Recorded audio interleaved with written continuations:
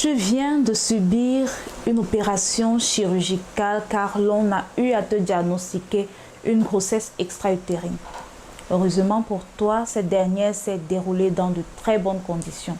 Cependant, tu es inquiète pour la suite car tu t'interroges si c'est encore possible pour toi d'enfanter. Eh bien, ça dépend. Pour le découvrir, je t'invite à regarder cette vidéo jusqu'à son terme car il sera question tout d'abord de parler de la grossesse extra-utérine, ensuite d'identifier ses différentes causes et enfin, tu sauras si oui ou non, il y a encore de l'espoir pour toi.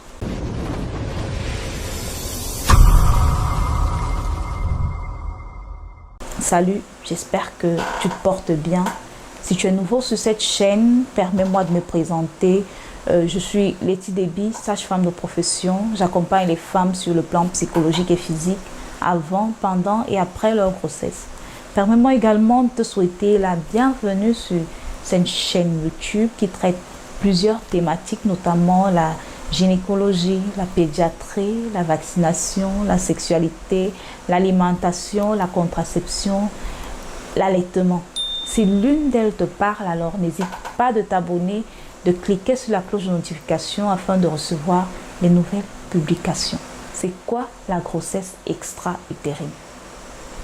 Une grossesse extra-utérine ou alors grossesse ectopique survient en cas de nidification d'un ovule fécondé en dehors de la cavité utérine. Dans une grossesse normale, l'ovule fécondé se déplace des trompes de Fallope jusqu'à la paroi de l'utérus où il peut se développer.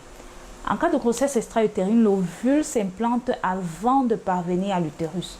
Dans 90% des cas de grossesse extra-utérine, l'ovule fécondé reste dans les trompes de Fallope. Les grossesses extra-utérines peuvent également se produire dans les ovaires, la cavité abdominale ou le col de l'utérus. Une grossesse extra ne peut pas être menée à terme. Alors, quelles sont les causes d'une grossesse extra-utérine? La cause d'une grossesse extra-utérine peut prendre la forme de différents facteurs.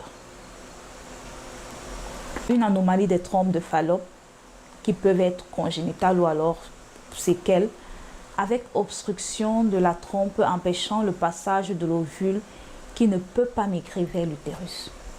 Ensuite, on a des antécédents de maladies sexuellement transmissibles, notamment la chlamydia. Après, nous avons l'endométriose, la ligature des trompes, des cicatrices après une chirurgie pelvienne, on a le tabagisme, des séquelles d'avortement antérieur. Il y a aussi l'âge tardif de la femme qui est un facteur de risque, plus de 40 ans. Dans la moitié des cas, l'obstruction de la trompe de Fallope est provoquée par une maladie de la cavité pelvienne connue sous le nom de salpingite, caractérisée par une inflammation des trompes de Fallope. Cette affection peut entraîner des problèmes de stérilité.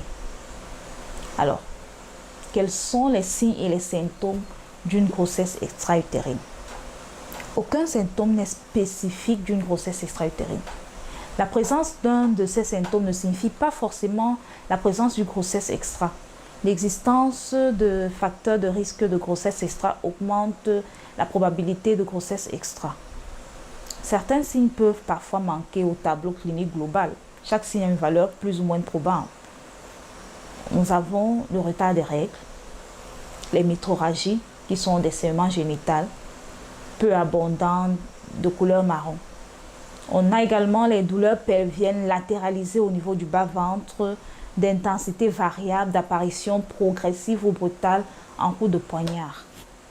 En l'absence de traitement, nous aurons une rupture de la trompe utérine avec des signes d'hémorragie interne et un état de choc.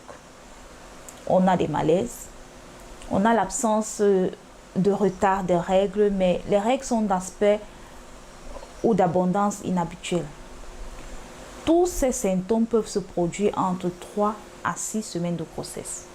Alors, à la question de savoir, pourrais-je encore accoucher après une grossesse extra-utérine? On répondra, ça dépend. L'utérus est le seul organe capable d'abriter un fœtus en croissance. Il a la capacité de se dilater à mesure de son développement. Il est constitué de 2 trompes de Fallope qui ne sont pas élastiques et vont se rompre quand le fœtus atteint une certaine taille. Au niveau des pavillons de ces trompes se trouvent des ovaires qui libèrent de manière alternative une ovule chaque mois. Si cet ovule est fécondé et qu'il y a nidation au niveau de la trompe, il faudra une intervention chirurgicale pour y remédier.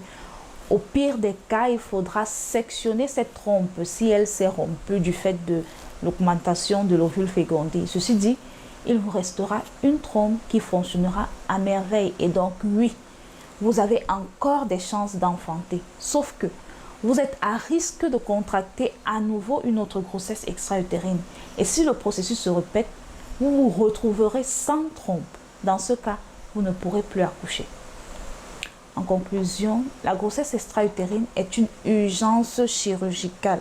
Si on veut éviter toute complication émanant d'elle, notamment la stérilité, le décès de la patiente.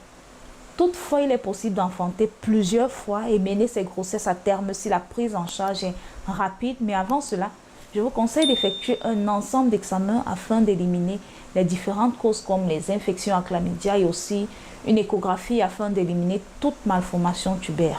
Une fois de plus, je vous dis merci d'avoir écouté cette vidéo jusqu'à la fin. On se donne rendez-vous dans une prochaine vidéo.